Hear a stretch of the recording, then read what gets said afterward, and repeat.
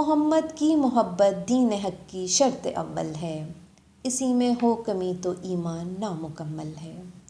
رسول زمین پر اللہ کے نائب ہوتے ہیں اور اللہ کی شریعت اور دین کا نفاذ نبی اور رسول ہی کرتے ہیں، لہٰذا نبیوں کی تعظیم و تکریم دراصل اللہ ہی کی تعظیم و تکریم کا حصہ ہوتی ہے۔ صرف اتنا ہی نہیں بلکہ رسولوں سے منسوب جملہ اشیاء کی تعظیم بھی ضروری قرار دی گئی۔ اللہ تبارک تعالیٰ قرآن میں ارشاد فرماتے ہیں، بے شک جو ایذا دیتے ہیں اللہ اور اللہ کے رسول کو، ان پر اللہ کی لعنت ہے، اور دنیا اور آخرت میں اللہ نے ان کے لیے ذلت کا عذاب تیار کر رکھا ہے۔ ہر دور میں دشمنان اسلام نے اللہ کے دین، قرآن پاک اور محمد مصطفیٰ صلی اللہ علیہ وآلہ وسلم سے اپنے دل کے بغض اور نفرت کا اظہار ان کی شان اقدس میں گستاخیاں کر کے کیا، اور اسلام مخالف طاقتیں ہر عہد میں امت مسلمہ کی رسول اللہ صلی اللہ علیہ وآلہ وسلم سے جڑی نسبت عشق کو کمزور کرنے کی تدبیریں کرتی رہی۔ عشق رسول صلی اللہ علیہ وآلہ وسلم ہی امت مسلمہ کے اخلاق و کردار کی تربیت کا ذریعہ ہے، جس کے ذریعے ہم اللہ سے محبت کرنے کے آداب سیکھتے ہیں۔ اطاعت رسول صلی اللہ علیہ وآلہ وسلم کا نام دین ہے۔ دین اسلام ادب سے شروع ہو کر عشق پر ختم ہو جاتا ہے۔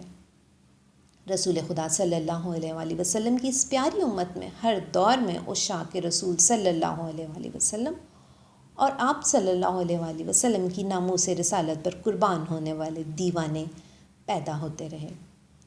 انہی محمد کے دیوانوں میں سے ایک غازی علم دین شہید رحمۃ اللہ علیہ ہیں، جنہوں نے اپنے عشق کی داستان اس وقت رقم کی جب 1929 میں راج پال نامی ہندو پبلشر نے رسول خدا صلی اللہ علیہ وآلہ وسلم کی توہین میں لکھی گئی ایک کتاب کو لاہور میں شائع کیا۔ اس خبر نے بر صغیر کے مسلمانوں میں غم و غصے کی لہر دوڑا دی۔ یہ خبر جب ایک 20 سالہ نوجوان علم دین تک پہنچی تو اس نے خود سے کہا، تف ہے تم پر علم دین کہ وہ گستاخ نبی تمہارے ہوتے ہوئے ابھی تک زندہ و سلامت ہے۔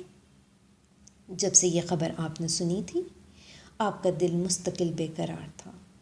اسی کیفیت میں مسجد دادا دربار میں پہنچ کر نماز فجر ادا کی اور اللہ کی بارگاہ میں عرض کی، اے اللہ، مجھے اپنے حبیب صلی اللہ علیہ وآلہ وسلم کی شان میں گستاخی کرنے والے کو جہنم رسید کرنے کی توفیق دے۔ آپ گھر آئے اور بھیس بدل کر راج پال کی دکان پر پہنچ گئے۔ پہرے داروں نے اندر جانے دیا۔ اس وقت وہ ملون اپنی دکان کی کتابوں کو ترتیب دینے میں مصروف تھا۔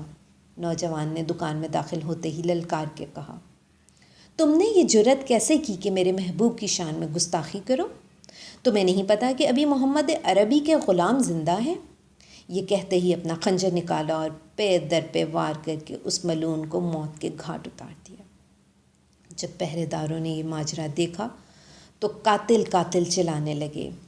اس پہ اس نوجوان نے کہا، تسلی رکھو، میں بھاگنے والا نہیں ہوں، اور قریب لگے نلکے سے اپنے ہاتھوں، خنجر اور کپڑوں پہ لگا خون دھویا اور خود کو تھانے میں جا کے قانون کے حوالے کر دیا۔ آپ کو ملون راجپال کے قتل کے الزام میں گرفتار کر لیا گیا۔ کیس عدالت میں پیش ہوا۔ آپ کے وکیل قائد اعظم رحمۃ اللہ علیہ تھے اور علامہ اقبال بھی اس کیس میں پیش رہے۔ قائد اعظم محمد علی جناح نے انڈین پینل کوڈ میں اس مقدمے کی وکالت کی، جس میں انہوں نے یہ دلیل پیش کی کہ Indian penal code ordinance 295A کے تحت غازی علم دین نے راجپال کا قتل اس کے اشتعال دلانے کی وجہ سے کیا، جو کہ خود ایک جرم ہے، اور دوسری دلیل یہ تھی کہ غازی علم دین کی عمر بلوغت سے کم ہے، یعنی وہ 19 اور 20 سال کی عمر کے درمیان ہے، لہٰذا ان کو سزائے موت نہیں دی جا سکتی۔ لیکن اس وقت اس مقدمے کی پیروی جج شادی لال کر رہا تھا، جس نے قانون کے تمام تقاضے پس پشت رکھ کر مسلمانوں کے خلاف اپنے بغض اور نفرت کی وجہ سے اس کیس کو آنن فانن نپٹایا اور غازی علم دین کو 31 اکتوبر 1929 کو سزائے موت سنا دی۔ اس مقدمے کے برعکس اسی طرح کے ایک اور مقدمے میں ایک مختلف جج نے ایک مختلف ملزم کو 14 سال کی سزا سنائی تھی۔ یہ فیصلہ مسلمانوں کے خلاف کھلی ناانصافی اور حق تلفی تھی۔ یہ وقت قائد اعظم محمد علی جناح اور علامہ اقبال رحمۃ اللہ علیہ کے لیے بہت دکھ اور تکلیف کا باعث تھا، اور ایک بات ان دونوں رہنماؤں نے اس واقعے سے بہت اچھی طرح سمجھ لی تھی کہ ایک مسلم سوسائٹی جب استعماریت کے قبضے میں چلی جاتی ہے تو پھر اسلامک ویلیوز کی حفاظت نہیں کر سکتی۔ اس وقت انہیں اس بات کا احساس شدت سے ہوا کہ بحیثیت مسلمان اللہ کے رسول کی ناموس کی حفاظت اور شریعت کے نفاذ کے لیے اب ایک اسلامی ریاست کا قیام ناگزیر ہو چکا ہے، ایک ایسی ریاست جہاں گستاخ رسول کو اس کے کیف کردار تک پہنچانا حکومت وقت کی اولین ذمہ داری ہو، جہاں عشاق رسول کے جذبات کو مجروح کرنے والوں کو ریاست آئندہ ایسی گستاخی کرنے کی اجازت نہ دے، اور جہاں کسی عاشق رسول کو اپنے محبوب کی شان میں گستاخی کرنے والے کے قتل کی پاداش میں سولی پہ نہ لٹکایا جائے۔ 31 اکتوبر 1929 کو امت مسلمہ کے اس غازی بیٹے نے پھانسی کی سزا پا کر جام شہادت نوش کیا اور انگریزوں اور ہندوؤں کی غلامی کی زندگی سے ہمیشہ کے لیے آزاد ہو گیا، مگر جاتے جاتے برصغیر کے مسلمانوں میں بغاوت کی روح پھونک گیا۔ یہ فاقہ کش کے موت سے ڈرتا نہیں ذرا، روح محمد اس کے بدن سے نکال دو۔ آپ کی پھانسی کے بعد نقص امن کا بہانہ بنا کے غازی علم دین کو ان کی وصیت کے برخلاف میاں والی کے قبرستان میں خاموشی سے راتوں رات سپرد خاک کر دیا گیا، مگر برطانوی اور ہندو سامراج یہ نہیں جانتے تھے کہ جب ایک مسلمان کی غیرت کو للکارا جاتا ہے تو پھر دنیا کی کوئی طاقت اس کے سامنے کھڑی نہیں ہو سکتی۔ برصغیر کے غیور مسلمانوں نے اس مرد مومن کی آخری وصیت پوری کرنے کے لیے مسلسل ایک زبردست تحریک چلائی، اور آخر کار غازی علم دین شہید رحمۃ اللہ علیہ کی تدفین کے 16 دن بعد حکومت وقت آپ کی جسد خاک کو آپ کی وصیت کے مطابق لاہور کے میانی کے قبرستان میں منتقل کرنے پر مجبور ہو گئی۔ تدفین کے 16 دن بعد آپ کی قبر کشائی کی گئی، اور تاریخ گواہ ہے کہ قبر مبارک کھلتے ہی سارے میاں والی میں خوشبو پھیل گئی۔ غازی علم دین شہید رحمۃ اللہ علیہ کے ماتھے پر غسل کے پانی کے قطرے اب تک اسی طرح موجود تھے جیسے کہ ابھی ابھی غسل دے کے لایا گیا ہو۔ اس عاشق رسول کے جنازے میں 6 لاکھ افراد نے شرکت کی، اور جب یہ میت لاہور پہنچی تو علامہ محمد اقبال نے اسے وصول کیا۔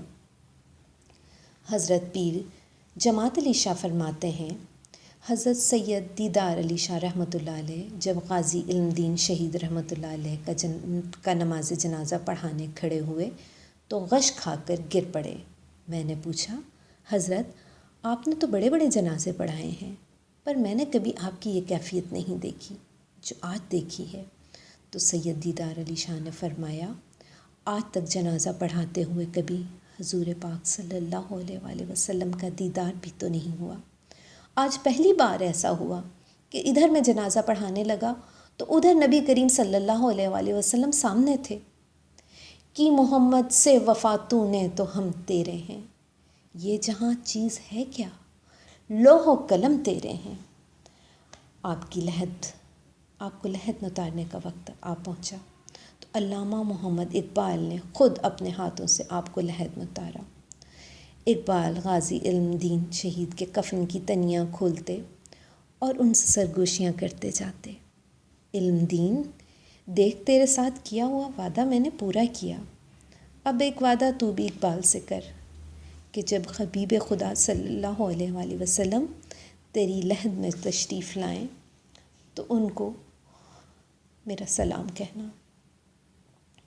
اور آپ رحمۃ اللہ علیہ نمناک آنکھوں سے غازی علم دین کی قبر پہ مٹی ڈال کر واپس پلٹ رہے تھے تو اپنے ہاتھوں کو جھاڑتے جاتے اور کہتے جاتے، لوگو اسی گلاں کردے رہ گئے تے ترخانہ دا منڈا بازی لے گیا۔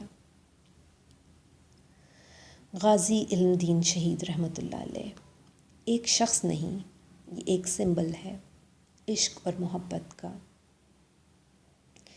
اور یہ ہمارا ایمان ہے